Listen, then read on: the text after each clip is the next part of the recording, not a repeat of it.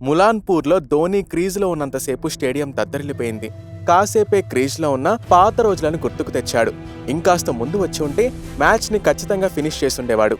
క్రీజ్లో ఉన్నంతసేపు సిఎస్కేని గెలిపించడానికే ధోని ప్రయత్నించాడు. ఆఖరి ఓవర్లో ధోని అవుట్ అవడంతో సిఎస్కే 18 పరుగుల తేడాతో ఓటమి పాలవ్వాల్సి వచ్చింది. ఎప్పుడు ఆఖరిలో బ్యాటింగ్కి దిగే ఎంఎస్ ధోని పంజాబ్ కింగ్స్ పై మాత్రం 5వ స్థానంలో క్రీజ్లోకి వచ్చాడు.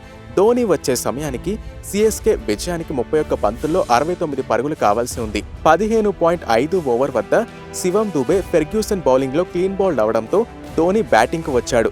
ఆరంభంలో సింగిల్స్ ఆడిన తల ఆ తర్వాత బౌండరీలతో సిఎస్కేలో ఆశలు రేపాడు. పంజాబ్ కింగ్స్ పై 12 బంతులు ఆడిన ధోని ఒక 4, 3 సిక్సర్లతో 27 పరుగులు చేశాడు. ధోని షాట్స్ కి గ్రౌండ్ లో ఉన్న ఫ్యాన్స్ సంబరాలు చేసుకున్నారు.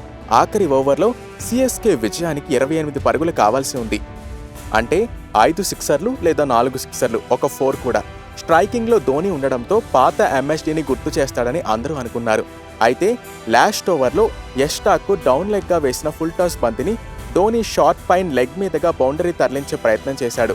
కానీ అక్కడే ఉన్న యుజవేంద్ర చాహల్ క్యాచ్ ని అందుకున్నాడు. ధోని అవుట్ అయిన తర్వాత ఆ ఓవర్లో కేవలం 9 పరుగులు మాత్రమే వచ్చాయి. జడేజా 3వ బంతికి సిక్సర్ బాదగా ఆఖరి 2 బంతుల్లో కేవలం 2 పరుగులే వచ్చాయి. దాంతో చెన్నై సూపర్ కింగ్స్ 18 పరుగుల తేడాతో ఓటమి పాలైంది.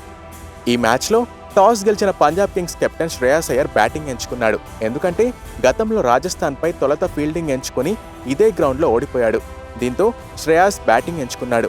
పంజాబ్ టాప్ ఆర్డర్ బ్యాట్స్మెన్లు 5గురు సింగిల్ డిజిట్కే వికెట్ కోల్పోయినప్పటికీ ప్రియాన్షు ఆర్య సెంచరీ చేసి మ్యాచ్ నిలబెట్టాడు.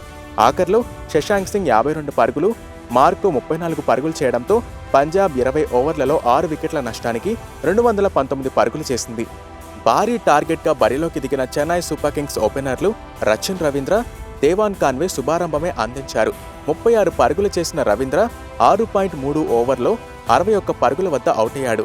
అయితే కెప్టెన్ రుతురాజ్ ఒక్క పరుగుకే అవుట్ అవడంతో మ్యాచ్ మొత్తం మారిపోయింది. శివం దూబే, దేవాన్ కాన్వే కలిసి 3వ వికెట్ను 89 పరుగుల భారీ భాగస్వామ్యం నెలకొల్పారు. కానీ డెత్ ఓవర్లలో పరుగులు చేయలేకపోవడంతో 18 పరుగుల తేడాతో ఓటమి పాలవ్వాల్సి వచ్చింది.